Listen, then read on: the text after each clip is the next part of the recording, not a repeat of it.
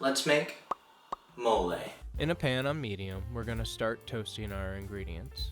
I'm starting with sesame seeds. For most of the ingredients, you'll toast until they start to turn golden brown. Once those are toasted, we'll move on to toasting peanuts, almonds, and pepitas or raw pumpkin seeds. Again, toast until golden brown, which you'll tell mostly by the peanuts, and we'll move to some seasonings. Black peppercorn, some anise seeds, and red pepper flakes. You'll toast these for just under a minute. Now, we'll move from dry roasting to light frying. First up is the ancho chilies. You don't want the peppers in for a long time, just until they start to become fragrant and darken. Then guajillo chilies, and finally basila chilies.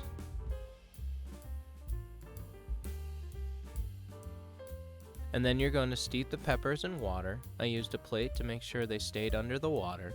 Then we almost forgot, but you'll want to fry 3 corn tortillas. Yes, it would have been easier to fry these whole, but I thought it would be easier to blend. These will go fast, but again, remove when golden brown.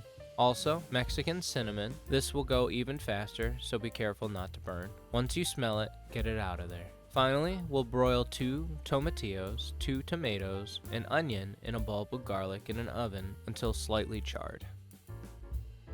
When the ingredients are ready, it's time to blend them. You'll want to add in all the peppers, seasonings, and vegetables, along with the water the peppers were steeped in. We could only add half at a time, but as you can see, that wasn't working very well. Fortunately, we have a to-go smoothie blender that worked much better. Unfortunately, only half a cup could be blended at a time, and it wasn't recorded. Sorry about that. But once it's blended into a smooth consistency, you'll pour it into a pot with about 4 tablespoons of butter or lard if you have it readily available. Get that nice and mixed, and we'll add a bit of water. Mix and add brown sugar and Mexican chocolate. We're going to stir that all in and let it cook covered for 2 hours. You're going to want to stir every now and then and check for the flavor or consistency. If you want more chocolate, add more chocolate. If you want more salt, add more salt. If it needs more water, add more water. Get it to where you want it before adding the chicken. When there's an hour to 30 minutes left, get out your chicken and season them with salt